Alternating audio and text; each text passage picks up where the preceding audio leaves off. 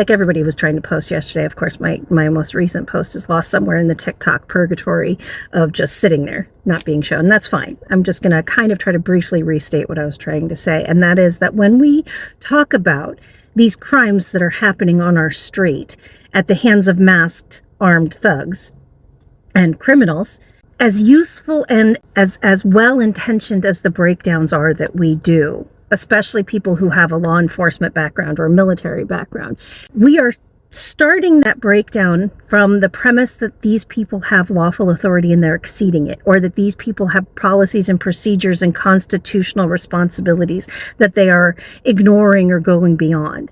We should just stop doing that, because these are not law enforcement officers. These are not constitutionally authorized enforcers of anything. Certainly not of immigration, which is a civil matter. Absolutely not of any sort of laws that are happening inside a state or federally. These are not legitimate law enforcement federal agents or officers. These are criminals. Everything that they do is criminal. Everything that they do is in violation of the Constitution, law, and any mandate that any federal agency should have or has on paper anywhere.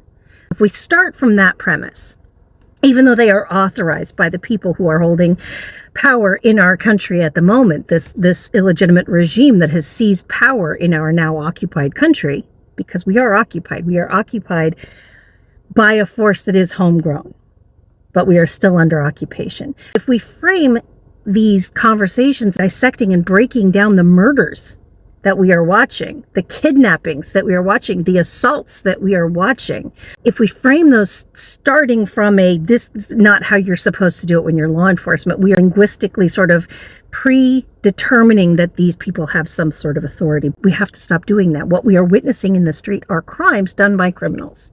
The people who authorize them to do this are criminals. There is no justified homicide. There is no qualified immunity for criminals. There is no constitutional authority that they are exceeding. There's no justifiable use of force, because there are no use of forces that apply to a gang. Just because they have paperwork, some of them have badges, and they're getting paid from our funds, the funds that are given to them, we need to look at those as stolen funds. This is RICO. This is a cartel. They have taken over our money, our seats of power, through violence and intimidation from 10 years back now. That has been the case because they used threats in the beginning to get Republicans to come along with them, bullying from the top, saying they were going to primary them or work against them. So they started off with threats like, hey, that's a nice house seat you got there. Be ashamed if somebody primaried you.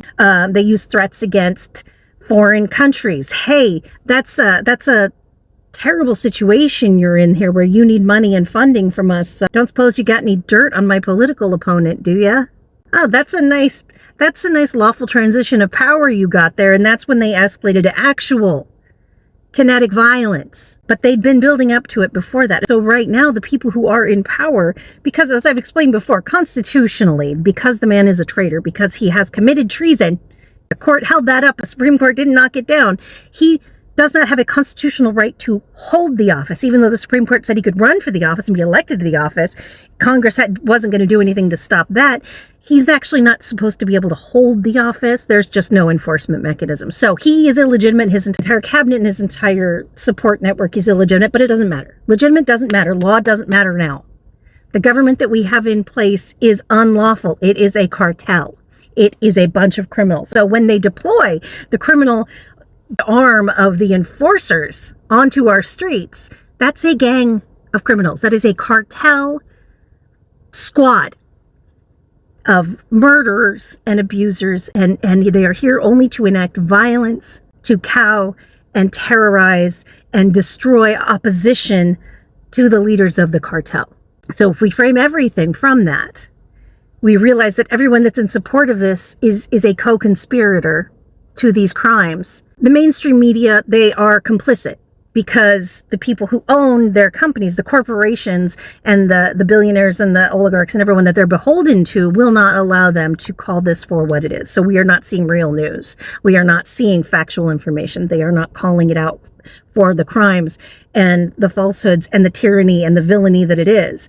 If we start from the framework of another fucking crime happened today, and we also realize that anytime a police chief, a mayor, a judge, an ombudsman, a state representative, anyone actually stands up and steps outside the authority of the government and pushes back against this criminal regime, they're doing it as individuals. That is an individual display of bravery, because our government is no longer a series of checks and balances. And when people push back against the federal government, they're actually doing it because they have enough bravery within themselves to do so. They're doing it as an individual, opposing, pushing back on, and taking on themselves the consequences of actually taking care of the people that they represent. And they need to be lauded for that.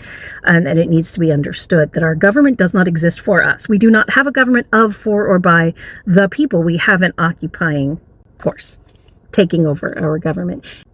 All of the people who are just trying to maintain the status quo or profit off of this, or trying to treat it as if it's some slight aberration from normal, but that the institutions and normal leverages of politics can in some way come out of it at the end, then telling us to just wait until midterms. All of those people are complicit. They are complicit. Whether that is a conscious decision or that is fear, a cowardice in the face of potential scorn or violence or anything else that might be coming from this regime, that is on them. But our government doesn't exist now. Not in any way that actually serves the purposes of a government in a democracy. What is happening on the streets, what happened to Renee and Keith and Alex, those are murders committed by criminals. Those were not some sort of potential act beyond the authority or scope of a law enforcement officer, because that's not what these people are. I think it's helpful if we constantly change the dialogue to what it really, really is.